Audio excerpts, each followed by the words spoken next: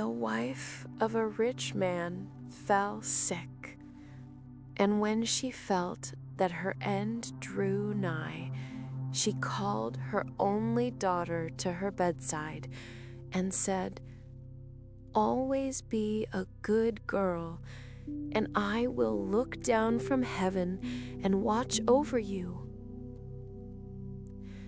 Soon afterward, she shut her eyes and died, and was buried in the garden. And the little girl went every day to her grave and wept, and was always good and kind to all about her. And the snow fell and spread a beautiful white covering over the grave. But by the time the spring came and the sun had melted it away again, her father had married another wife. This new wife had 2 daughters of her own that she brought home with her. They were fair in face, but foul at heart, and it was now a sorry time for the poor little girl.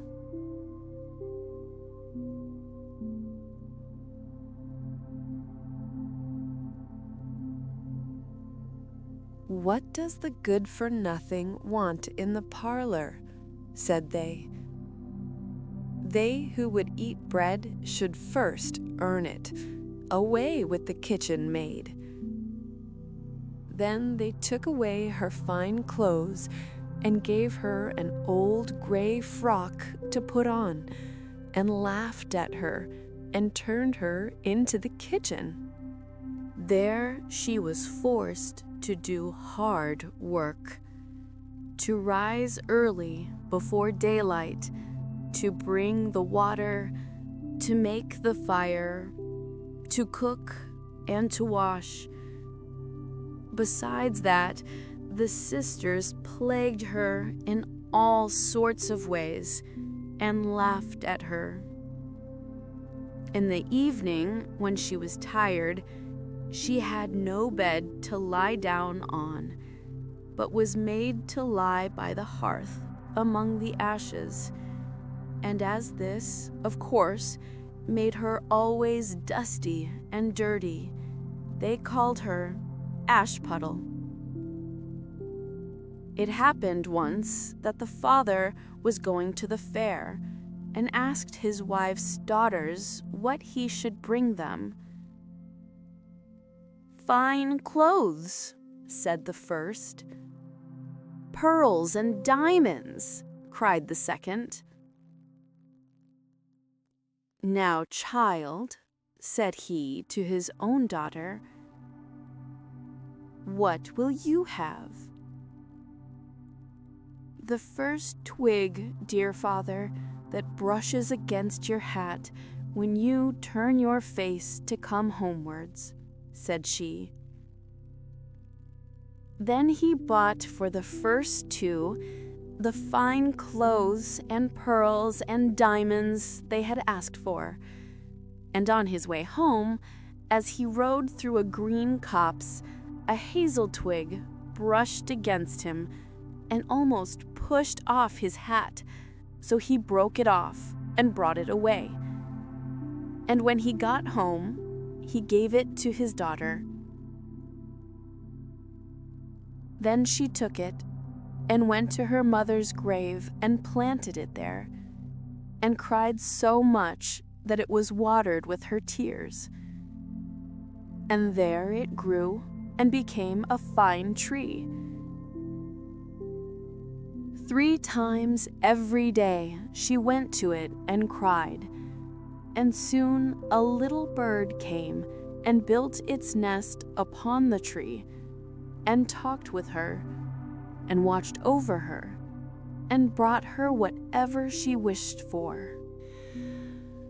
Now it happened that the king of that land held a feast, which was to last 3 days. And out of those who came to it, his son was to choose a bride for himself. Ashputtel's 2 sisters were asked to come. So they called her up and said, "Now comb our hair, brush our shoes, and tie our sashes for us, for we are going to dance at the king's feast." Then she did as she was told, but when all was done, she could not help crying, for she thought to herself she should so have liked to have gone with them to the ball. And at last she begged her mother very hard to let her go. "You, Ashputtel," said she, "you who have nothing to wear, no clothes at all, and who cannot even dance, you want to go to the ball?" And when she kept on begging, she said at last, to get rid of her, "I will throw this dishful of peas into the ash heap, and if in 2 hours' time you have picked them all out, you shall go to the feast too." Then she threw the peas down among the ashes, but the little maiden ran out at the back door into the garden and cried out, "Hither, hither, through the sky, turtle doves and linnets fly, blackbird, thrush, and chaffinch gay, hither, hither, haste away, one and all come help me quick, hasty, hasty, pick, pick, pick." Then first came 2 white doves flying in at the kitchen window. Next came 2 turtle doves, and after them came all the little birds under heaven, chirping and fluttering in, and they flew down into the ashes. And the little doves stooped their heads down and set to work, pick, pick, pick. And then the others began to pick, pick, pick. And among them all, they soon picked out all the good grain and put it into a dish, but left the ashes. Long before the end of the hour, the work was quite done, and all flew out again at the windows.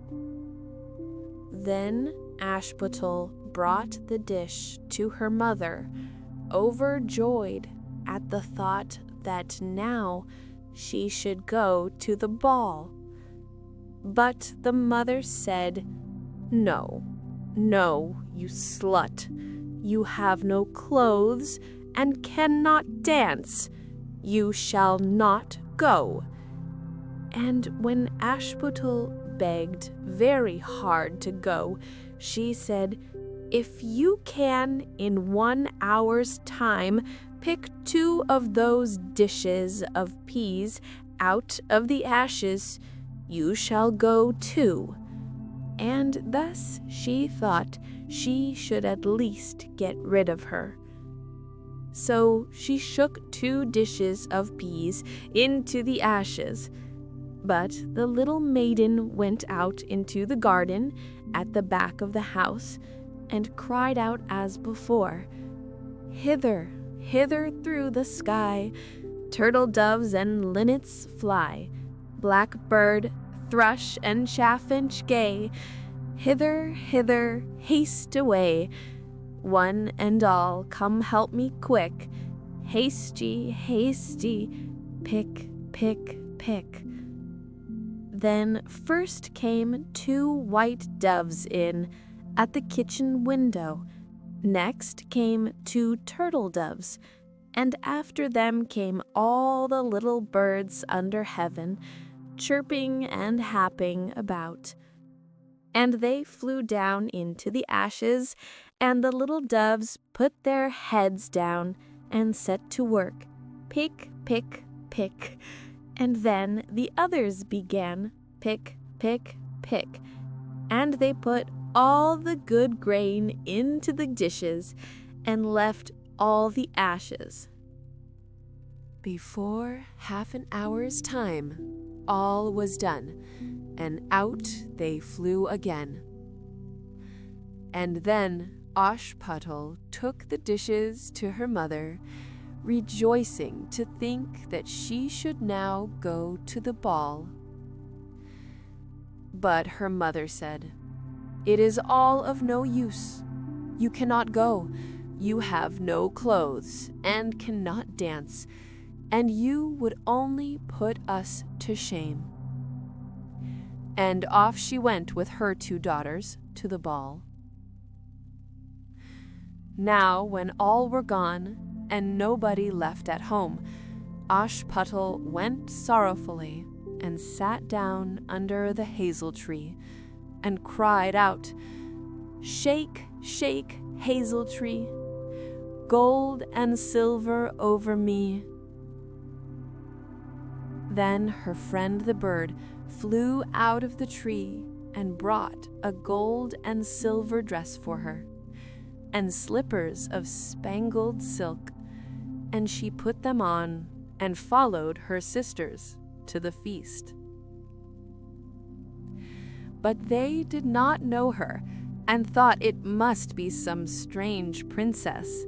She looked so fine and beautiful in her rich clothes, and they never once thought of Ashputtel, taking it for granted that she was safe at home in the dirt. The king's son soon came up to her and took her by the hand and danced with her, and no one else.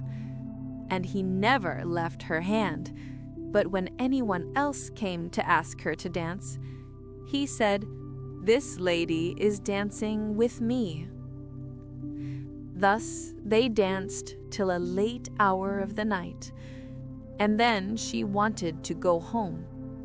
And the king's son said, "I shall go and take care of you to your home," for he wanted to see where the beautiful maiden lived.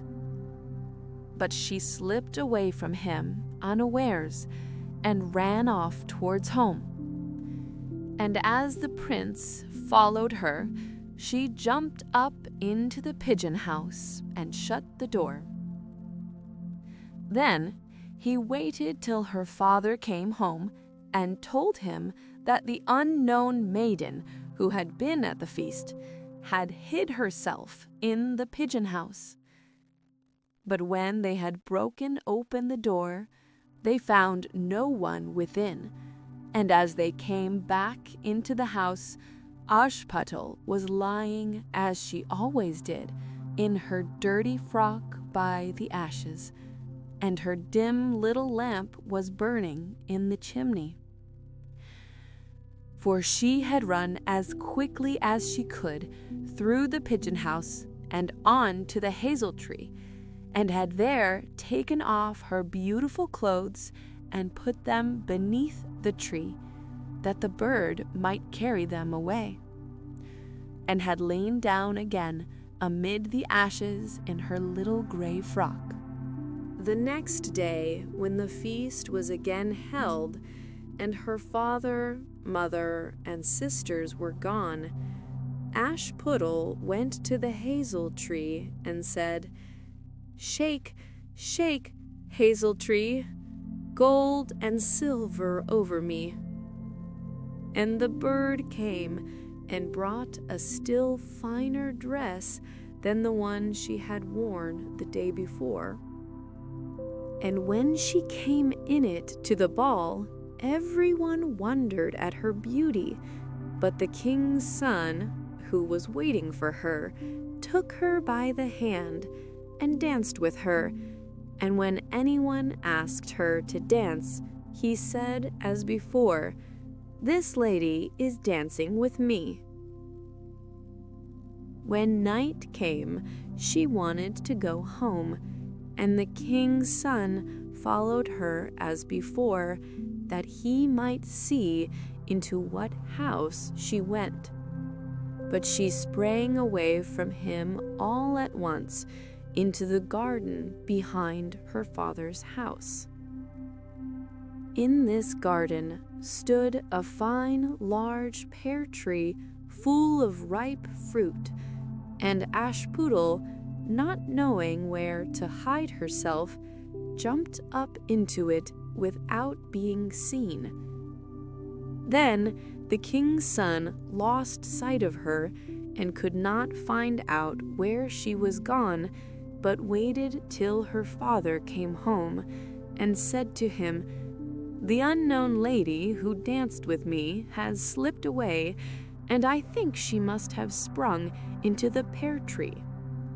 The father thought to himself, "Can it be Ashputtel?"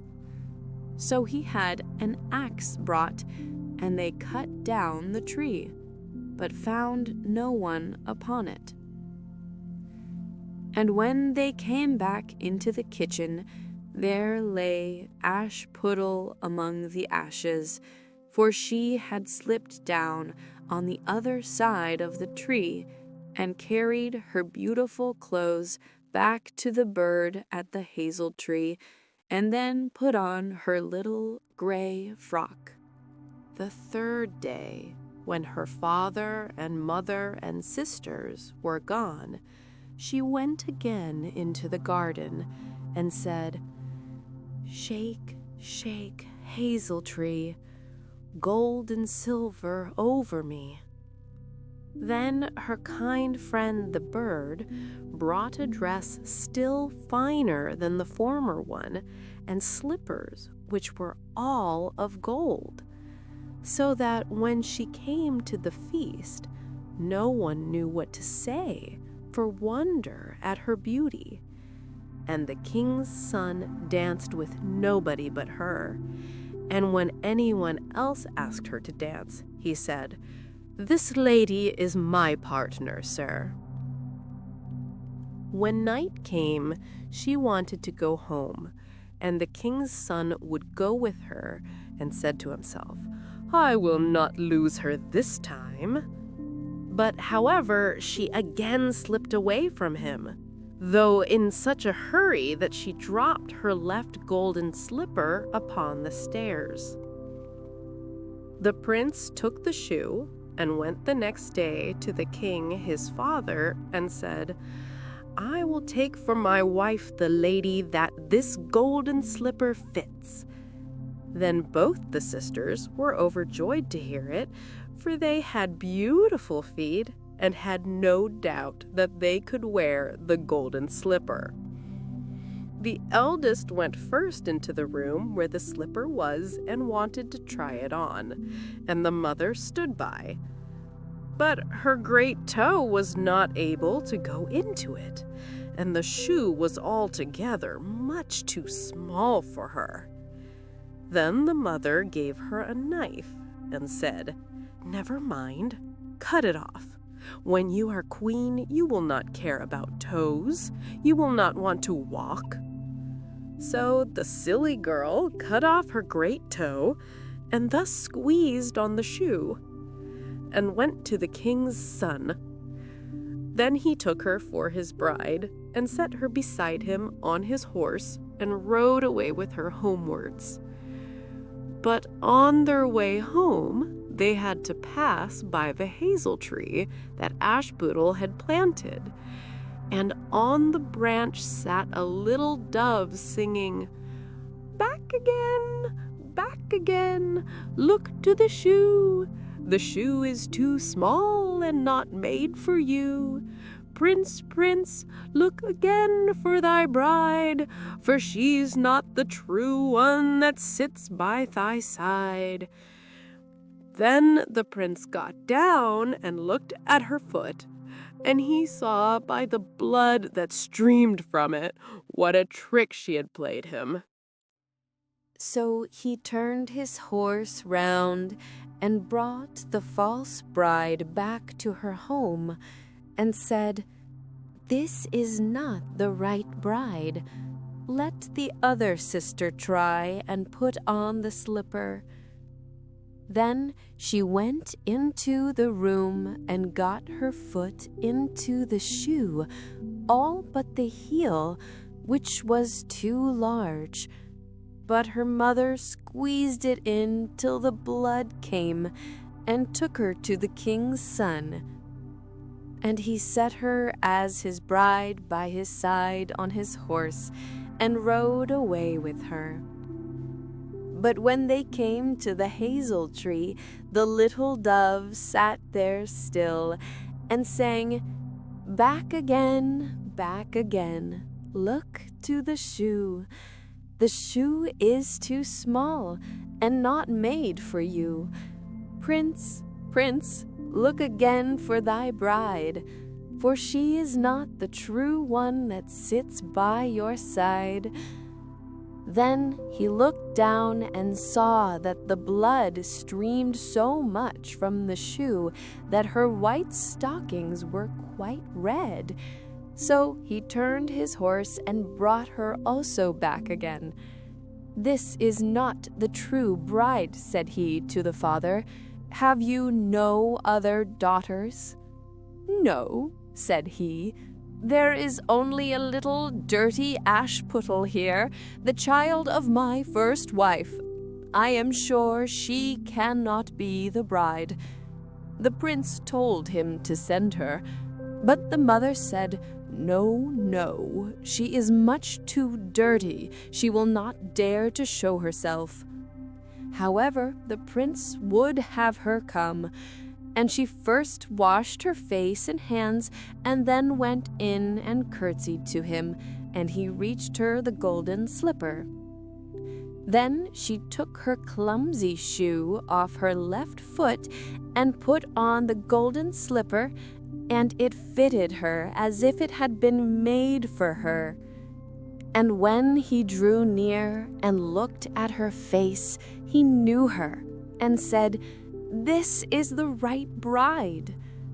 But the mother and both the sisters were frightened and turned pale with anger as he took Ashputtel on his horse and rode away with her. And when they came to the hazel tree, the white dove sang, "Home come, look at the shoe. Princess, the shoe was made for you. Prince, prince, take home thy bride, for she is the true one that sits by your side." And when the dove had done its song, it came flying and perched upon her right shoulder, and so went home with her. I hope you liked this story and that you're feeling nice and sleepy now. Don't forget to give it a like and subscribe to the channel. And if you have any thoughts, ideas, or suggestions, just drop them in the comments below.